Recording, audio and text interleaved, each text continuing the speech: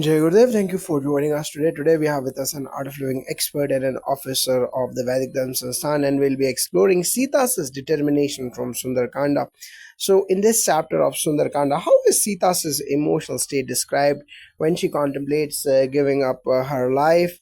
Yes, Sita's emotional state is that of deep despair. Her words are soaked in vairagya or detachment, but also helplessness, surrounded by Rakshasas and disconnected from Rama. She feels abandoned. His Holiness Gurudev Shri Shri Ravi Shankar Ji says, when pain becomes intense, surrender becomes total. Sita's sorrow is transformed into a prayer. Art of living tools like Sahat Samadhi meditation and Sudarshan Kriya helps individuals process such emotional overwhelm, shifting the mind from helplessness to surrender and strength. Sita's silent strength shows that even in crisis, inner dignity can be preserved, something these practices cultivate deeply. Now, how do the actual verses reveal about Sita's resolve and inner dharma during this crisis? The verses describe her firm determination. She considers ending her life to protect her chastity and fulfill her dharma as a prativata. She says she would rather die than be touched by Ravana. These are not words of weakness but of fierce commitment to truth and honor according to Vedic tradition. Dharma rakshati rakshata, dharma protects those who protect it. Rituals like Agnikaram and Upanayanam, as practiced through Vedic Dharma's son, strengthen one's inner clarity and spiritual resolve, much like Sita displayed in this moment. How can participating in Anjaneya Homam help someone facing a similar emotional or moral crisis today? Yes, Anjaneya Homam invokes Lord Hanuman's strength, courage, and clarity. When one performs or attends this Homam with devotion, it burns internal fears, confusion, and emotional heaviness. For someone like Sita, Hanuman is the energy that comes to rescue when all hopes seems lost, as His Holiness Gurudev Shri Shri Ravi Shankar Ji shares. Devotion dissolves distress through the Homam. The subconscious mind is cleansed, just as Sita's prayers led to Hanuman's arrival. It is symbolic of divine intervention triggered by inner purity and unwavering will. Now, what deeper message does Sita's statement, willingness to give up her life, offer spiritual seekers today? Sita's threat to end her life is not escapism but a deeply symbolic act of choosing Atma Dharma over worldly compromise. For seekers, this is a call to never compromise one's core principles for comfort. In Vedic wisdom, this is the ideal of Satya or truth, and Tapas or austerity. Daily Gayatri, Japa, Sandhya Vandanam, and Satsang align us with this resolve. These rituals empower seekers to rise above temptation, distraction, and despair. Sita's resolve teaches that even when one protects inner purity, divine help inevitably arrives.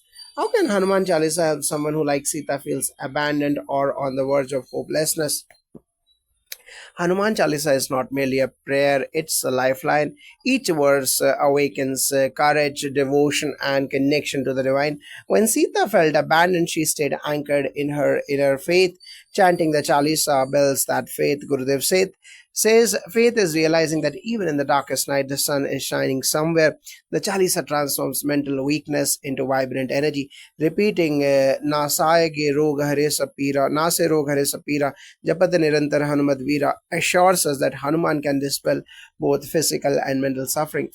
How do art of living courses empower women with inner strength similar to Sita's?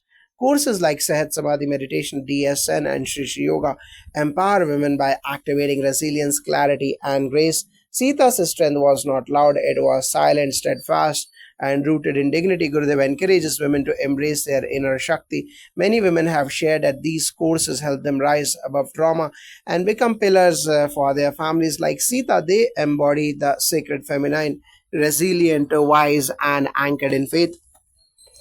Now, how do Vedic rituals like Upanayanam support mental stability during periods of extreme emotional trial? Yes, Upanayana is the sacred initiation into the Gayatri Mantra and a Vedic way of life. It builds the intellect of Buddhi and emotional steadiness. When one performs Sandhya Vandanam thrice daily after Upanayana, the mind becomes extremely sattvic or pure. In Sita's case, such a sattvic mind kept her calm despite external horrors. These rituals, practiced with sincerity, serve as daily armor for the mind. Through mantra japa and meditative focus, the individual learns to witness emotions without being consumed by them. Now, how does His Holiness Gurudev Shri Shri Ravi Shankar Ji explain handling despair in spiritual language, like what Sita experienced? Gurudev often says, despair is a sign you are moving away from your center, come back to the self. Sita's despair was transformed into devotion through surrender. His Holiness Gurudev Shri Shri Ravi Shankar Ji teaches that through Sudarshan Kriya, we breathe out impressions of sorrow and return to the joy within. Sita's story is a metaphor. She represents the soul lost in Ravana's Lanka material world, and Hanuman represents prana, or the life force that reconnects her to Rama or supreme consciousness. Every spiritual seeker can navigate despair through the tools that return them to that connection. Now, what lesson does this chapter give to people undergoing spiritual tests or prolonged challenges? This chapter teaches Shraddha or faith and Dhriti or fortitude. Sita endures Ravana's pressure, isolation, and threats, yet she holds on to her inner truth. Life's tests refine us. Vedic rituals and daily discipline create an anchor. So when the storm hits, we don't lose direction even when no rescue is in sight. Sita doesn't surrender to negativity.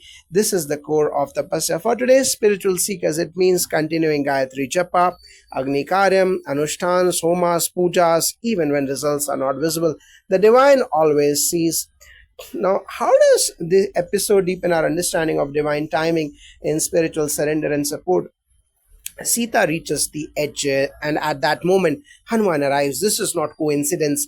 It is divine timing. Gurudev says, when effort exhausts, grace begins. We do our part, but surrender activates grace. When the heart is pure and the intention strong, help comes, sometimes not in the way we expect, but exactly when needed. Art of Living practices prepare us to stay centered during waiting periods. Sita's chapter is a timeless reminder. Stay rooted in Dharma, and grace will never be far behind. Jai Gurudev.